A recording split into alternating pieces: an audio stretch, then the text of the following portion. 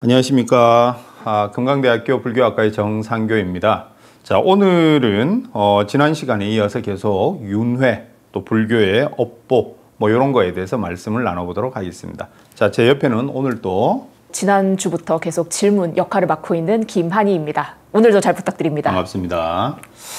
이제 지난 시간에 이제 윤회를 제가 이제 우리가 주제로 가져왔던 이유가 윤회를 조금 새로운 시각에서 보고 싶어서 이제 말씀을 드렸고, 이 윤회라고 하는 것은 결국은 불교에서 말하는 어떤 업 이론, 즉 업은 행위입니다. 행위.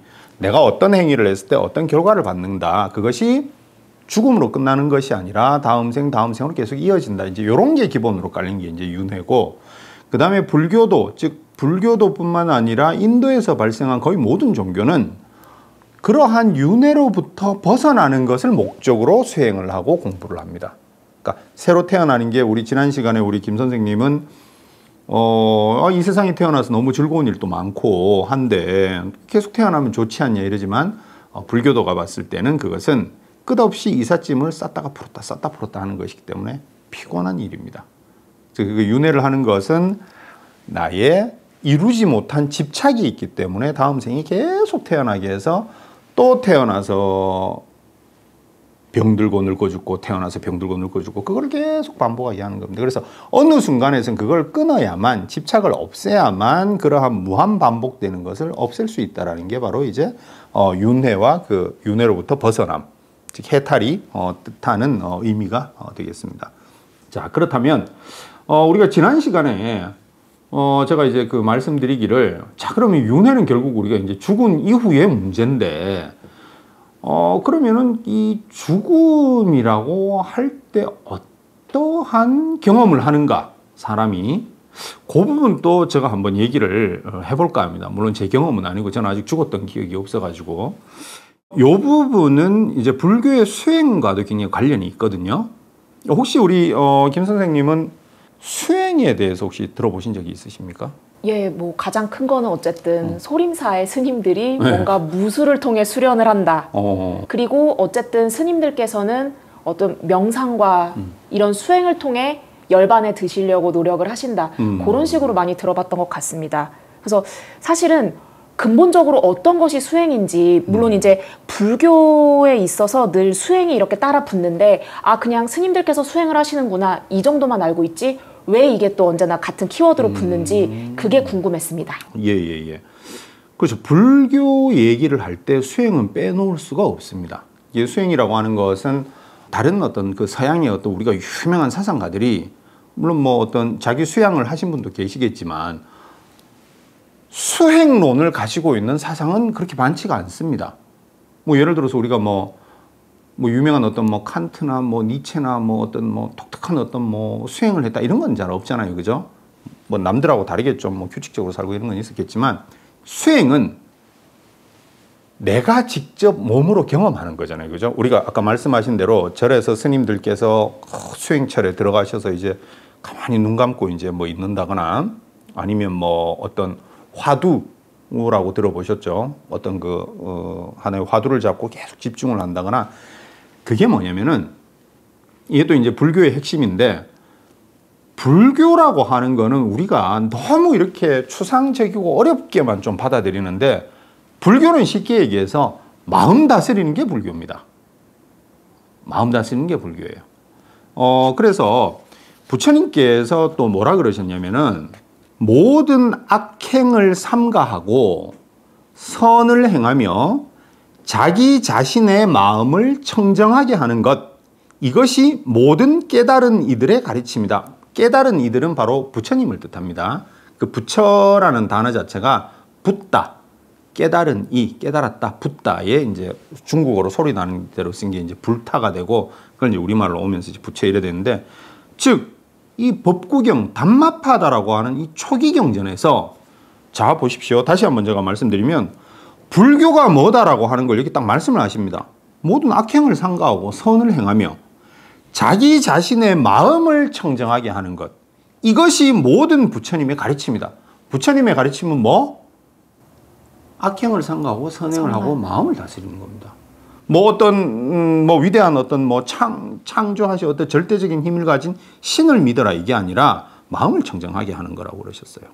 자, 그리고 또 어떤 말씀을 그 법구경에서는 하셨냐면은 자기 자신을 다스릴 때 가장 고귀한 수호자를 만나게 될 것이다. 그러니까 자기 자신을 다스릴 때 가장 위대한 존재를 만날 수 있다는 겁니다. 자기 자신을 다스리는 겁니다. 그리고 또 비유적으로 제가 또 아주 좋아하는 또 경전 말씀인데 같은 법구경에 있습니다만 도공은 도자기를 만들고 목공은 나무를 깎으며 지혜로운 이는 스스로를 다룬다. 아, 멋지지 않습니까? 별로 감동을 안 하시는 것 같은데 저 혼자 감동하는 것 같은데. 질문이 지금 자꾸 감동 떠올라서. 좀 해주세요 좀. 네. 와, 네. 네. 그러니까 여기서도 불교의 특징은 뭐냐면 자기 자신, 즉 자기 자신은 곧 자기 마음이거든요.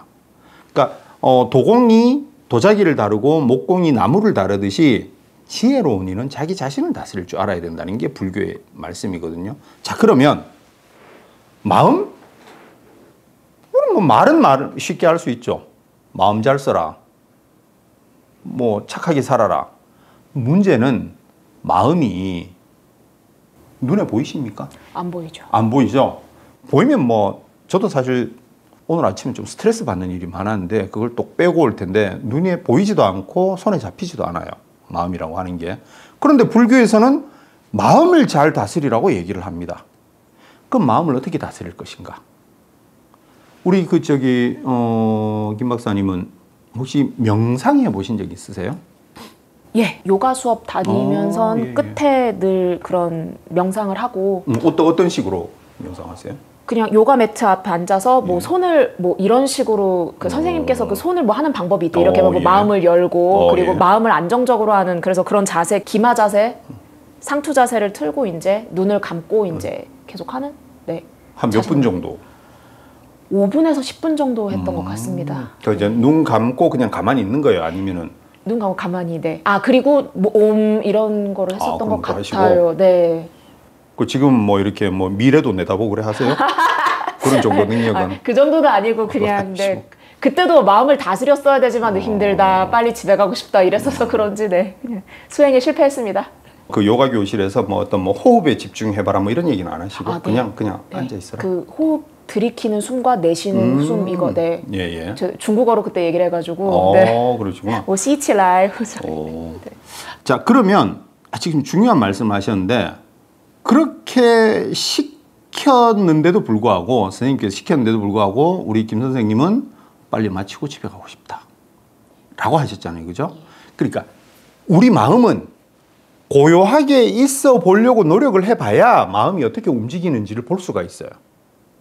만약에 그렇게 고요하게 앉아있는 훈련을 안 했으면 내가 지금 집에 가고 싶다 뭐 한다 이런 걸 잘 몰라요. 왜냐?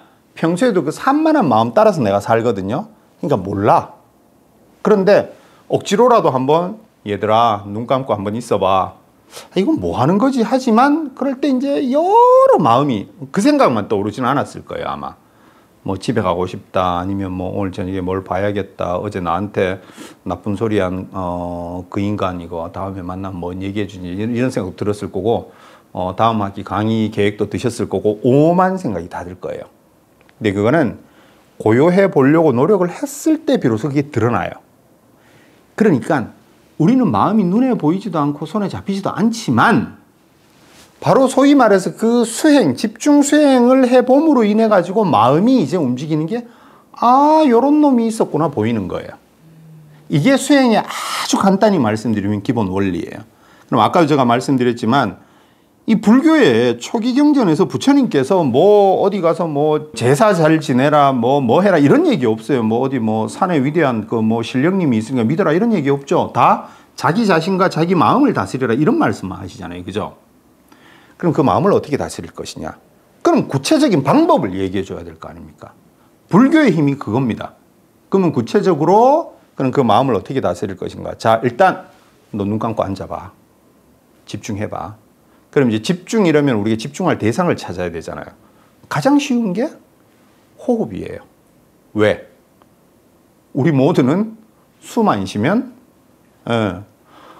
들숨했다가 한 5분 뒤에 날숨으로 안 되돌아오면 어떡합니까? 굿바이 하는 거죠. 그죠? 우리 삶이라고 하는 것은 들숨과 날숨 사이에 그냥 존재할 뿐입니다.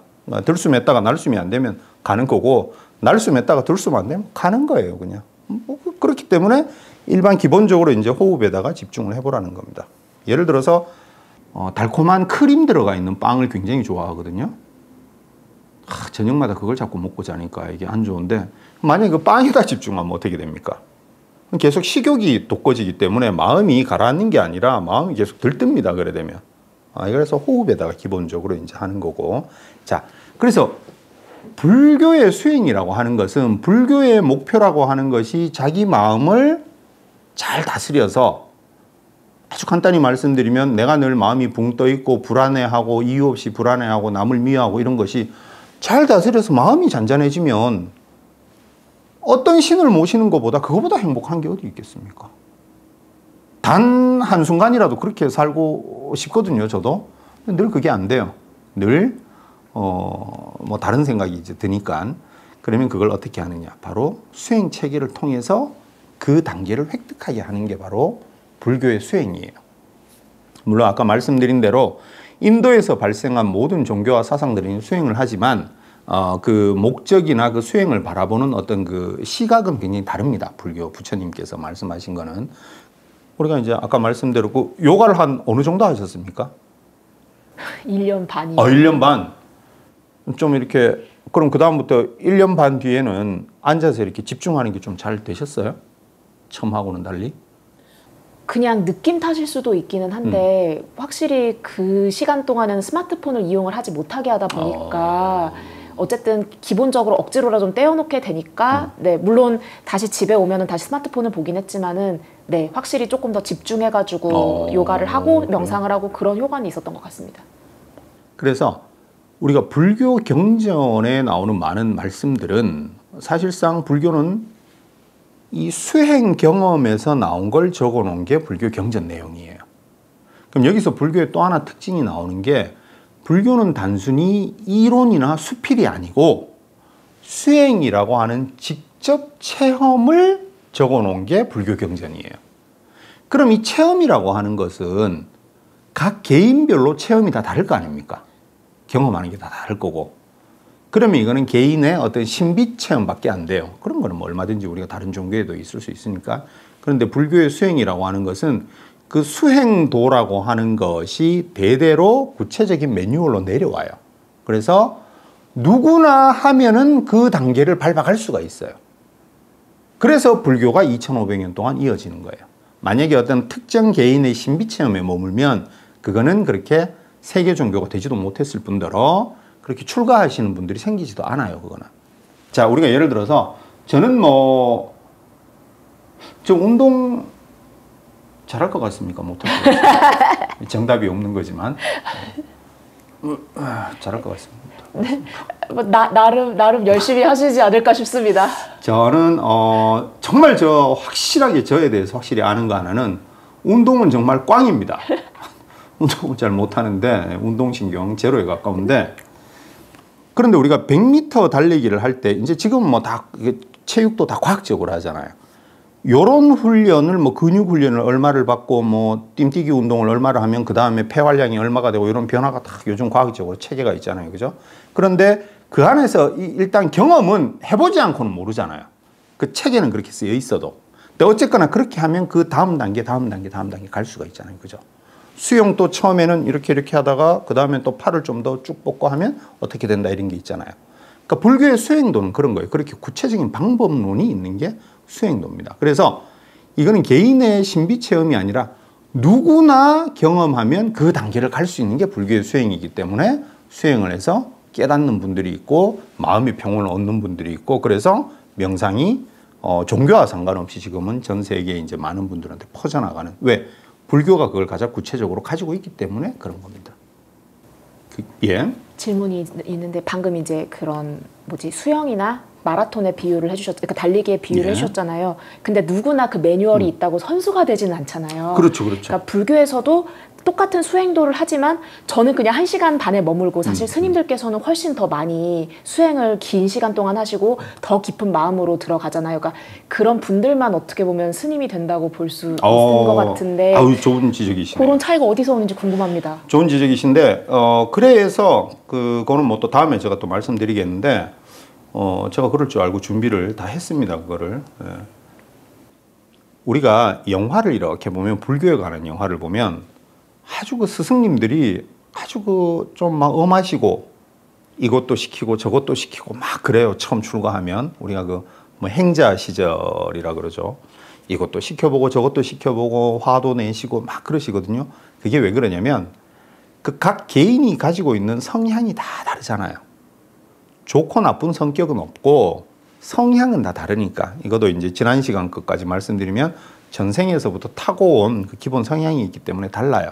그리고 후천적인 경험도 있기 때문에 그러면 그 사람한테 똑같은 수행 방법을 권해서는 안 돼요. 사람마다 다를 거니까.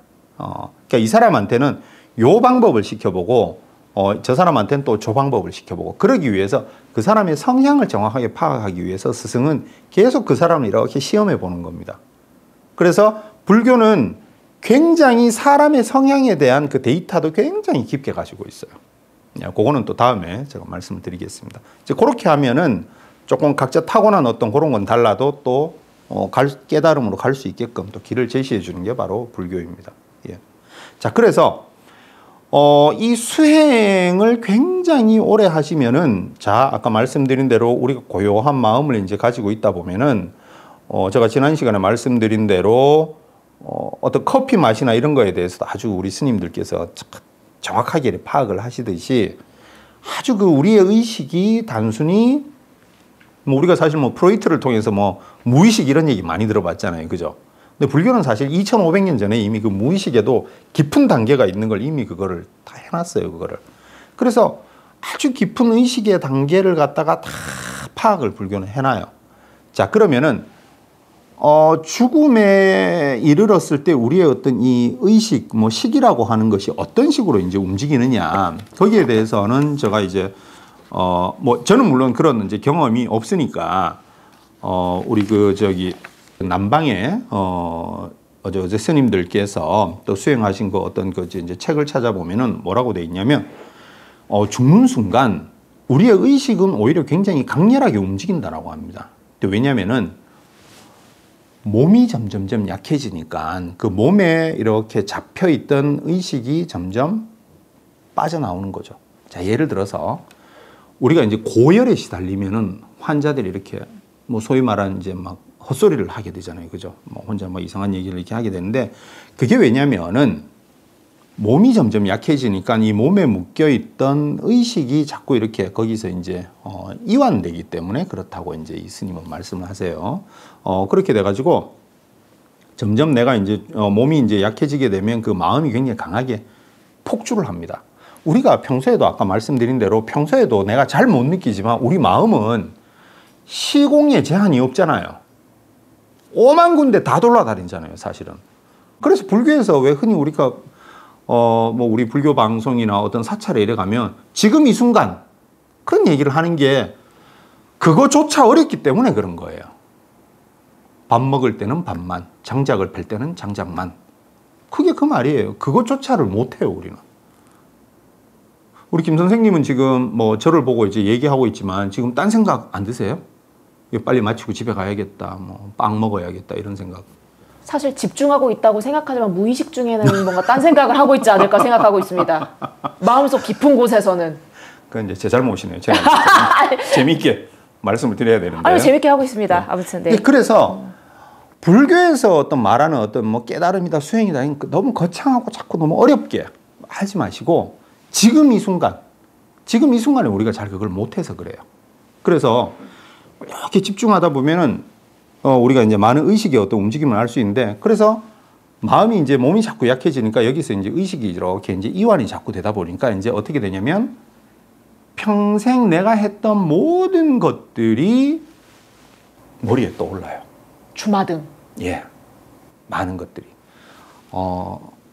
뭐 죄송합니다만 예를 들어서 우리 김 선생님 한 60년 뒤에 이제 돌아가실 때쯤 돼가지고 60년 뒤에 그때 60년 전에 저기 불교 방송 가서 촬영을 했었지 뭐 이런 것도 갑자기 떠오르다가 갑자기 또 엊그제 뭐 나를 뭐 힘들게 했던 사람도 떠오르다가 뭐 이런 거예요. 마음은 과거, 현재, 미래가 없어요. 그렇죠? 마음에게 무슨 과거, 미래, 현재가 있습니까? 나한테 떠오르는 건 다 지금 이 순간인데. 마음은 어딘지 막 돌아다니는 거예요. 그러다 보면 내가 평소에 마음을 잘 닦아서 좋은 일 많이 한 사람들은 그런 영상이 떠오르겠죠. 그죠? 그런 기억들이. 그런데 저처럼 이렇게 게으르게 산 사람들은 온갖 좋지 않은 것들이 떠오르겠죠. 그죠? 쉽게 얘기해서 그런 상태에서 이제 숨이 끊어지면 그런 것이 잠재의식에 남아가지고 다음 생으로 가는 거예요. 그러니까 착한 일 많이 한 사람은 그런 느낌대로 가는 거고 저는 또 나쁜 짓 많이 한 사람은 나쁜 대로 이제 가는 거고.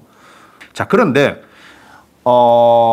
우리가 이제 그 죽음을 맞이하는 순간에 떠오르는 의식들은 이게 딱 정해져 있지는 않아요. 그런데 이게 수행으로 마음을 굉장히 많이 컨트롤이 된 분들은 그것이 이제 컨트롤이 되는 거예요. 근데 그렇지 않고 저처럼 이렇게 사실 저 그렇게 나쁜 사람 아닙니다. 자꾸 예절을 그렇게 하는데 나쁜 사람 아닙니다. 근데 그만큼 이제 컨트롤을 못 하니까 수행을 아주 많이 하신 그 수행도가 높으신 스님들은 그런 어떤 삶의 지혜도 있으시고 그 지혜 속에 이제 뭐가 있냐면 인간은 누구나 다 생로병사를 하는구나. 철두철미한 이제 이해가 있어야 또 우리가 깨달음을 하거든요. 수행만 한다고 또 깨닫지 못해. 우리가 수행 많이 한다고 해서 지혜가 안 생기면 그거는 아무 의미가 없는 거거든요. 이런 분들은 수행을 오래 하셔서 또 지혜도 있으시기 때문에 사람은 또 이렇게 죽는구나 하고 그렇게 슬퍼하지도 않고 또 다음 생으로 가시는 거예요. 우리가 불교에서 아주 그 수행이 높으신 스님들은 열반에 드시는 날짜를 아세요. 그 제자들 불러가지고 그런 건 뭐 불교계에 너무나 많이 있는 우리 큰 스님들의 말씀이니까 수행을 많이 하신 분들은 그걸 다 컨트롤을 하고 아시니까 그렇게 하는 거예요. 죽으면 그 다음 단계는 어떻게 되는지 혹시 상상해 보신 적 있으세요? 그 신과 함께 예. 그 영화에서 그 49제가 될 때까지 여러 지옥들을 또 거치는 거 보면은 불교에서 정말 저렇게 생각하나 좀 그런 게 궁금했었습니다. 그러니까 그 49일이라는 시간 동안에 뭔가 천국이나 지옥 쪽으로 뭔가 판단을 받고 있지 않을까? 그 정도만 생각하고 있었습니다. 예, 뭐 일단 뭐 천국 뭐 이런 개념은 또 좀 다른 얘기니까. 네. 일단 죽음의 순간을 맞이하면 불교에서는 뭐라 그러냐면 다음 생으로 환생하기 직전을 이 생과 다음 생의 중간이잖아요, 지금. 그래서 그냥 불교에서는 이걸 뭐라 그러냐면 가운데 중자와 있을 유자를 써서 중간에 있는 존재다 이런 의미에서 중유라고 합니다. 중유. 다른 이름으로 중음신이라고도 해요. 중음신. 여기까지는 괜찮으십니까? 그러면은 이게 실체가 있는 것인지 궁금합니다. 이게 의식인 건지 영혼인 건지 어디에 비유를 할 수 있을지가 궁금합니다. 예. 불교에서는 이거는 뭐 계속 드릴 말씀인데 불교에서 영혼은 부정합니다. 그거는 조금 어려운 내용이긴 한데 제가 그래서 일부러 계속 아까 전부터 영혼이란 말을 안 쓰고 무슨 단어를 계속 쓴 거 혹시 기억나십니까? 감각기관이다. 의식? 정확하시네요. 의식. 의식이란 단어를 제가 일부러 썼는 이유가 아주 좋은 말씀이신데 불교에서는 영혼은 부정합니다. 우리가 그냥 일반적으로는 영혼 이름이 이해가 되니까 영혼을 쓰는데 하여튼 이 미세한 의식, 식의 흐름이라고 생각하시면 돼요. 그것이 다음 생에 가기 전, 그 다음에 이 생과 다음 생 중간에 있다 이래서 중유라고 한다고 이제 말씀을 드렸고, 자, 그런데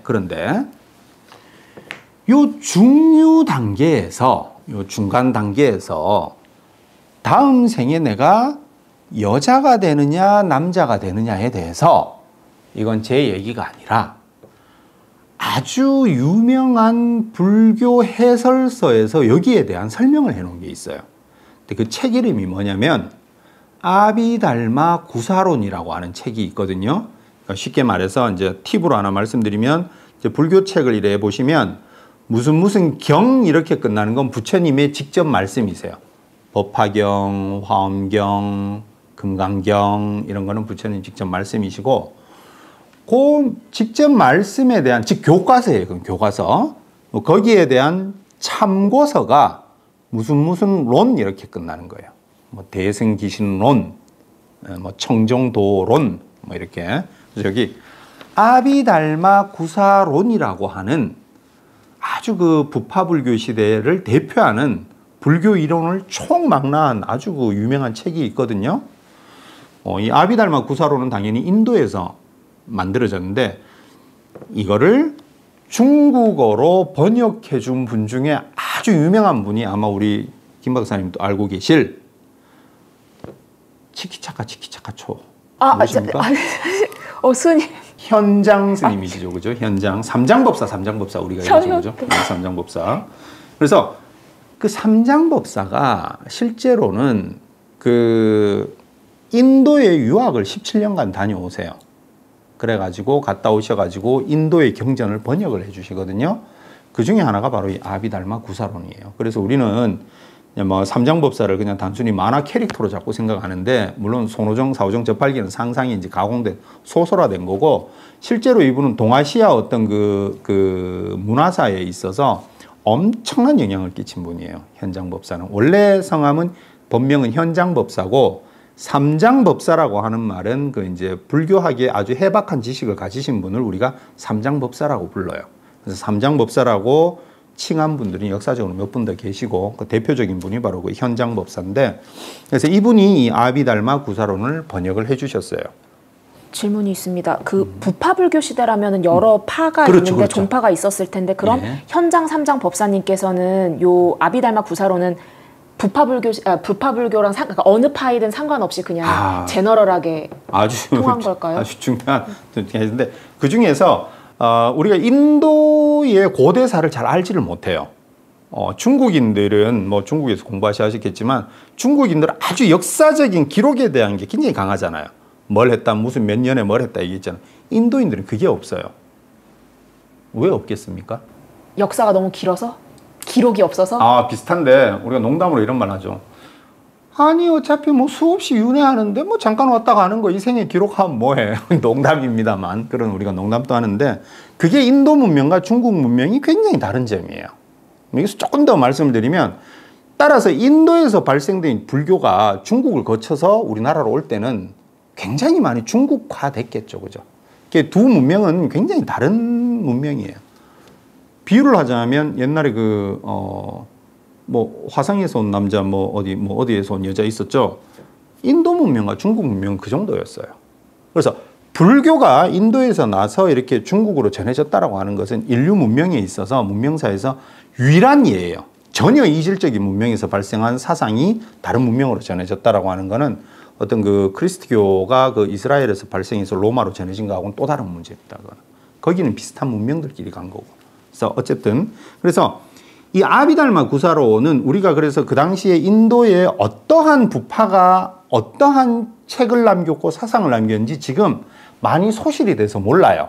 근데 이 아비달마 구사로는 그 중에서 뭐 좀 어려운 얘기인데 설일체 유부라고 하는 부파에서 전승해 온 내용을 이제 이분이 이제 번역을 한 건데 이제 여기에 보면 무슨 내용이 있냐면 우리가 지금 사는 거는 우리들은 이제 욕망이 가득한 세계에 살기 때문에 여기를 이제 욕계라고 불러요. 욕계. 그래서 욕계에서 사는 사람들은 어떻게 되냐면 이 중류는 다음 생으로 아직 안 갔기 때문에 여전히 자기가 전생에서 했던 이 욕망으로 가득 차 있어요. 그런데 특히 이 이성에 대한 욕망이 강하기 때문에 하지만 이제 육체는 이미 벗어났잖아요. 죽었기 때문에 벗어났기 때문에 이 중류는 아주 그 감각기관이 발전돼 있어요. 몸에 묶여 있을 때는 내 몸에 들을 수 있는 내용만 듣고 맡을 수 있는 냄새만 맡겠지만 벗어나서 멀리도 볼 수 있고 이런 기능을 할 수 있거든요. 그때 이 중류는 만약에 이 중류가 다음 생에 남자로 태어나면 여기에서 남녀가 어떤 그 성행위를 할 때 이 여자에게 어떤 그 욕망을 불러일으키면 다음 생에 남자로 태어나고 그 다음에 이 남자에게 욕망을 불러일으키면 이 중류는 여자로 태어나요. 즉 이거는 프로이트가 말한 오이디푸스 컴플렉스와 엘렉트라 컴플렉스하고 아주 유사한 내용이 바로 이 아비달마 구사론에 들어 있습니다.